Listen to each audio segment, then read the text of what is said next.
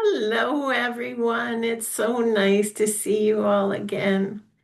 Welcome to another course that I lead. This is the first class, and it might be a little short class. I am doing this on my own today. We don't have any participants, and that's quite all right. So there'll be a recording for you. And let's just dive in here.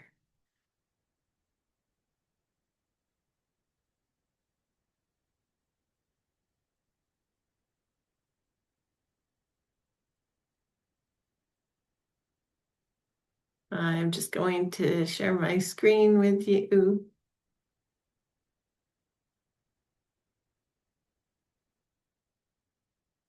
There we go.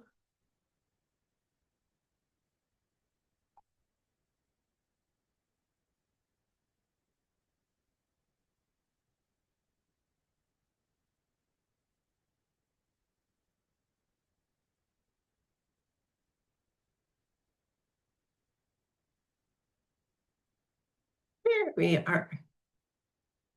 All right. Oops. Go back to the first one.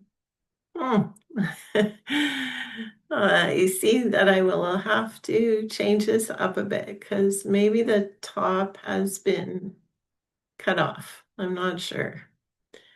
So let's delve into talking about our root chakra.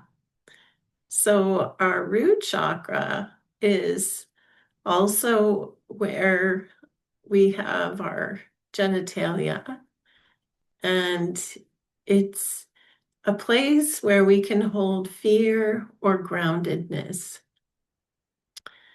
As we get started here, let's just come into our heart. So you can close your eyes and just notice your breath right now. You don't have to change your breath, just notice your breath.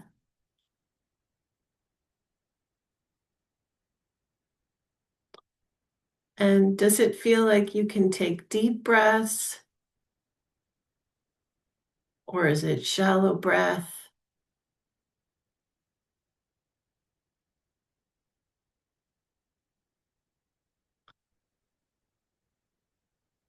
All right. Now that you've noticed what your breathing is like, let's do a little bit of deep breathing and ground ourselves. So in through the nose, nice deep breath, and let your tummy expand.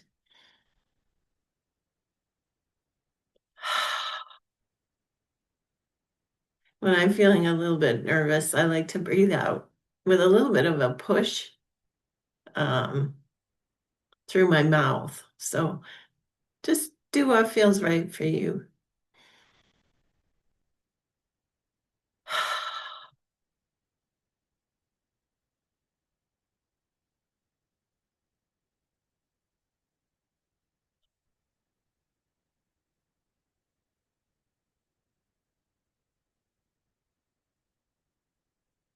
All right. Do you feel a little bit more present in your body and grounded and in your body? Did you notice how your body felt before you started to notice your breath and do some deep breathing? And how does your body feel now? Is there a difference or is it the same? And what parts of your body feel relaxed? And what parts of your body maybe have some tension or some pain? Just notice it. Just be the observer. We don't have to do anything about it right now. Just noticing.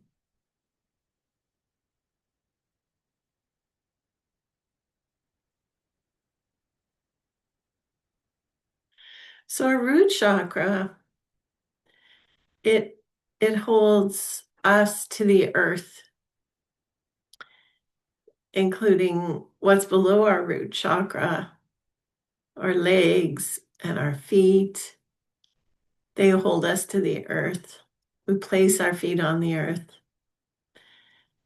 And I just wanted to talk a little bit about where fear comes from, because sometimes that root chakra, it holds fear.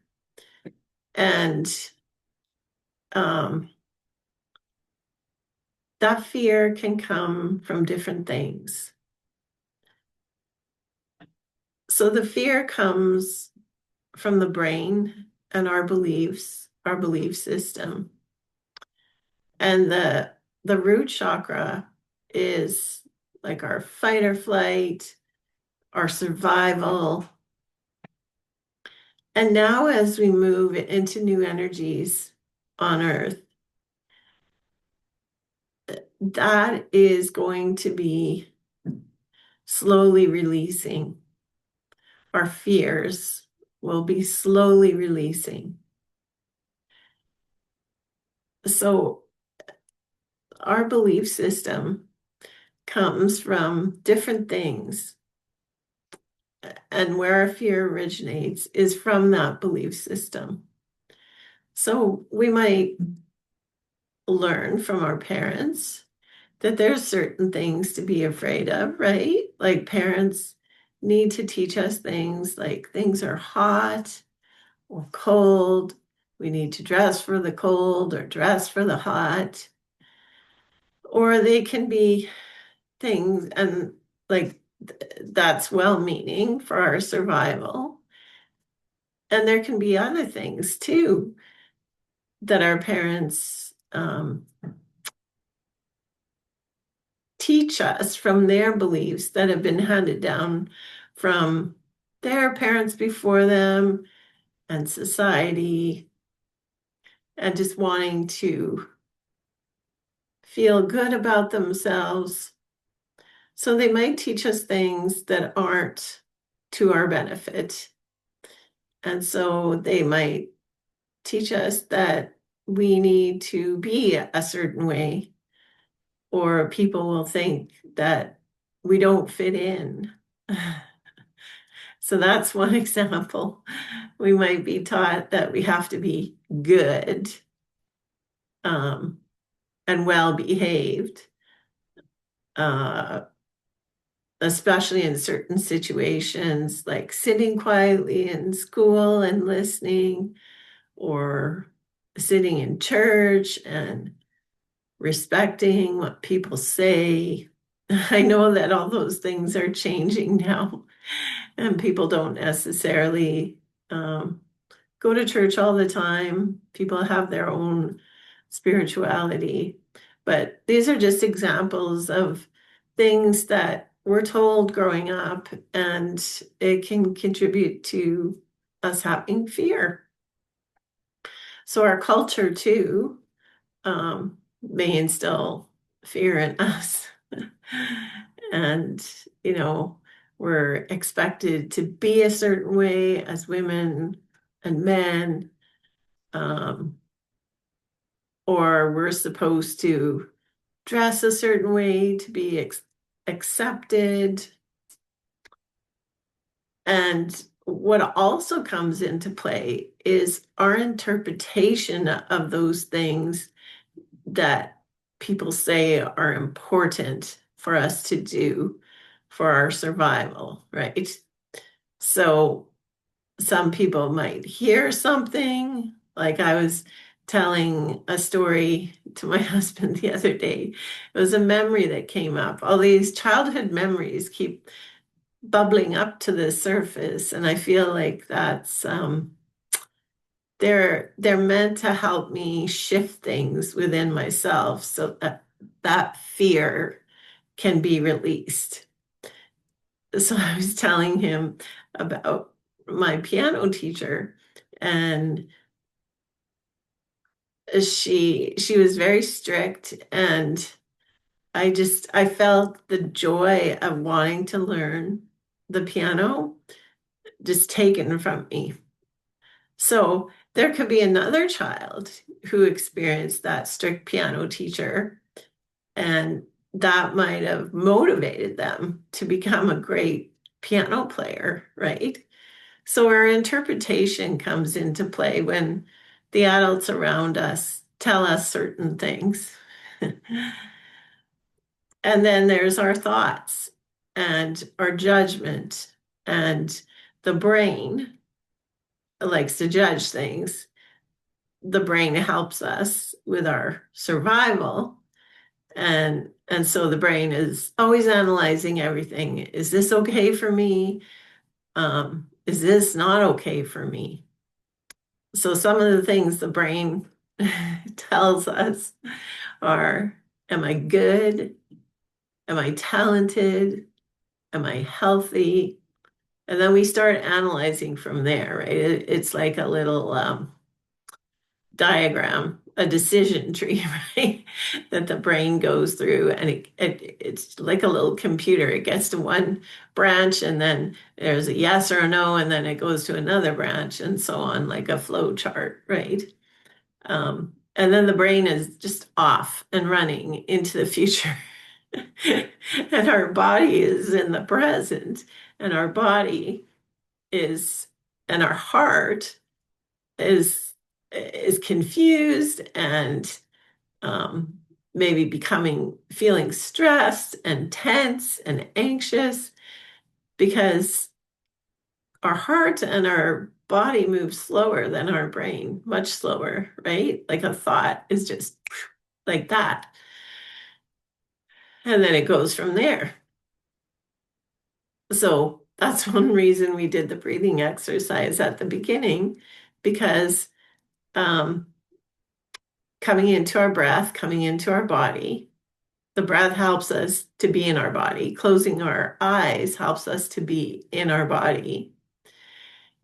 And then we can start relaxing and relaxing that brain so that it's not going so fast, right?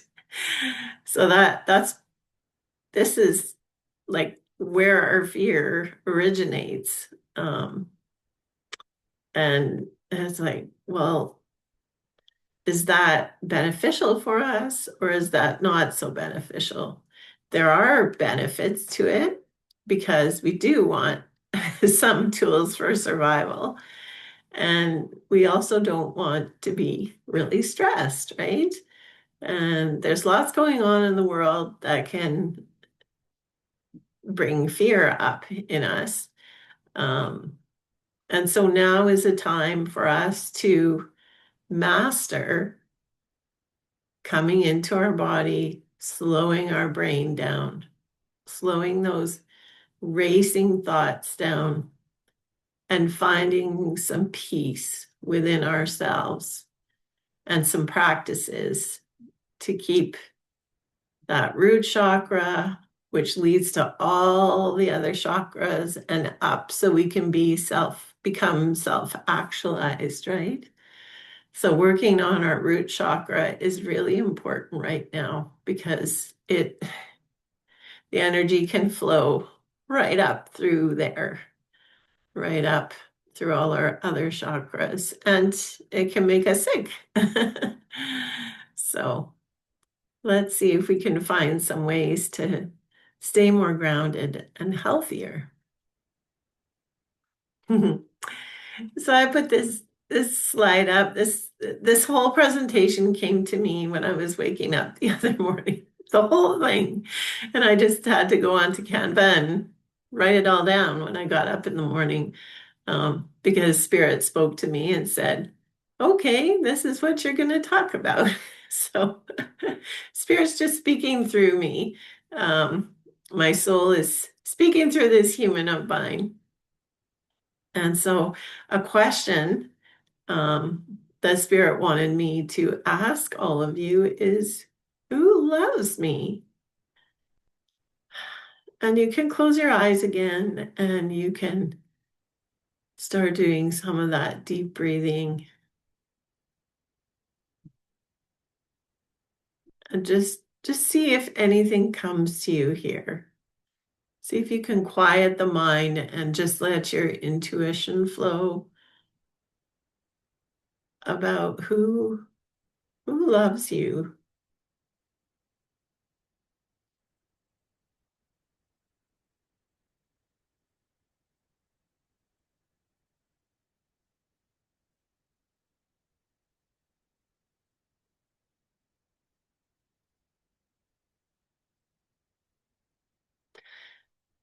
So did anything come up for any of you? So that this is a really great question to ask yourself sometimes, because are you your own ally? Like, do you love yourself, or are you constantly judging yourself? The first person that you want to be loving you is yourself. And when we begin, and like not in an ego way, but to truly feel like you're worthy just as you are, just the way you are. You don't have to change anything. You can be your authentic self and be lovable and love yourself. So that's the most important person to love you. And whoever else loves you blossoms from that point of you loving yourself. And this is a question that you can keep asking yourself to stay aware, stay in your awareness. Stop yourself during the day and say, who loves me? And then just check your thoughts and see if you're judging yourself in that moment. Are you judging other people? Because when we judge other people, we're not really being loving to ourselves. We're we're probably judging ourselves when that happens. So yeah, you can just ask yourself this little question sometimes about who loves me, and remember that you are worthy just as you are. You were created as love, in love, to be love and to share love and to be your best ally. I thought we'd wind things up today by just showing a few of the herbs that may be helpful to you to help the health of your root chakra. So, my favorite herb is Damiana. And Damiana is a Mexican herb. It grows in the desert. It can be without water, without getting water for long periods of time. You can see little water droplets on the picture here. And then when it does get water, it just grows like crazy. So anything about a plant can tell us what it can do in our human bodies. So Damiana has traditionally been used as an aphrodisiac, and an aphrodisiac is an herb that can bring our life force back to us. So it's it's not specifically to arouse, like to help with our arousal, our sexual arousal. But our life force energy is that beautiful spark that begins with our root chakras and the thought of creating a human being. So Damiana is that kind of plant that can bring our life force back. And it is great for men and women. Both sexes can use this plant. And it stimulates, it's known as a stimulating and relaxing herb. So it stimulates blood flow in our pelvic area, which is wonderful for us because what that does is it it just helps our whole pelvic area to be healthier when the blood is flowing nicely. Um, and of course, that can be great for erections too, right? Getting that blood flowing well. Um, and it is great for the health of our hormones, both male and female hormones. It's a relaxing herb. Um, I find that it helps me to focus better and it helps me be creative. And that kind of makes sense because if it works on our root chakra and it's getting those creative juices flowing, like I said, that's where the spark of creation begins, right? With a thought, and then with a couple coming together to create another human. So that is Damiana. I like to make like a liqueur with it. It's very nice like that. And I love to make Damiana tea. I make a Damiana tea that has Damiana and ginger and licorice and rose petals. Rose petals are also a really great sensual plant to use. Um, anyway, we won't get into rose right now. All right, let's move to raspberry. So you can, oh, and I should mention the leaves of the Damiana plant are used. All right, so for raspberry, we can use the leaves and the berries. And oh, and Damiana can be used with children too, and seniors. And raspberry can also be used with anyone of any age, any sex. And it also works in our pelvic area.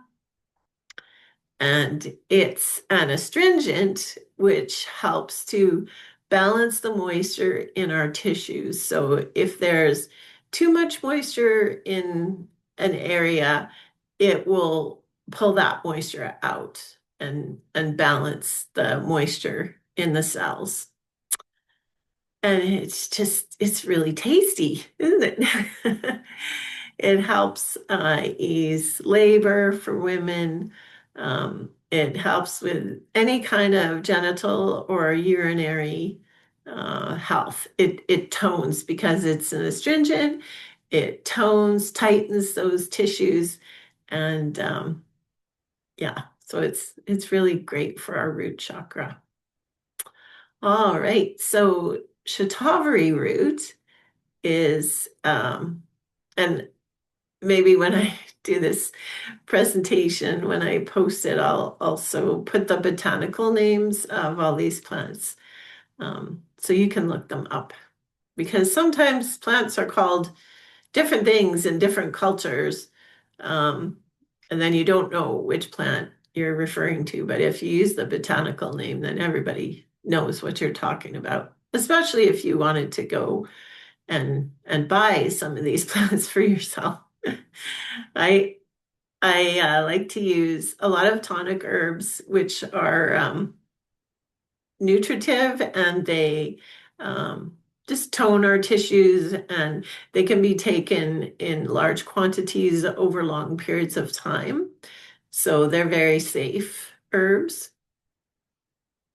Yeah, so that's the majority of the herbs I use. Very, very safe for everyone. So Shatavari root, one of its nicknames is woman of 100 husbands or woman of 1,000 husbands. So you can, and it has a really nice feminine shape to the roots, doesn't it? So it is also, it can be used for men and women, and it's a great hormone balancer, modulator.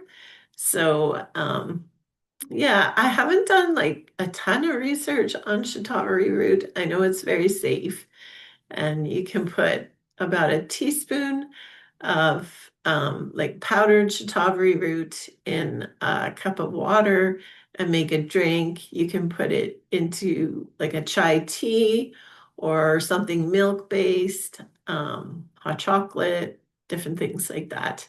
I add it to one of my tinctures. So that's shatavari root. And then at the bottom, we have ashwagandha. And ashwagandha is a really nice grounding herb. And I'm just going to mention that it is from the nightshade family. So if you, some people avoid nightshades, some people are sensitive to nightshades. So just keep that in mind. I take ashwagandha every day in tincture form. It has quite a pungent scent and taste. So those kind of herbs are often best in a tincture, and you can even put the tincture into a juice so that you don't get the taste so much. And we use the root of this plant. You can see they have like a little bundle of roots there. They also show the leaves and the berries, but we often dry and powder the roots. And I like to take the roots and put them into an alcohol tincture to draw out the properties, the chemical properties of this plant. Um, oh yeah, I should say I like to eat raspberries, and I like to make tea from the leaves. So that's how I usually use raspberries. Um, so ashwagandha, it's grounding and it's balancing.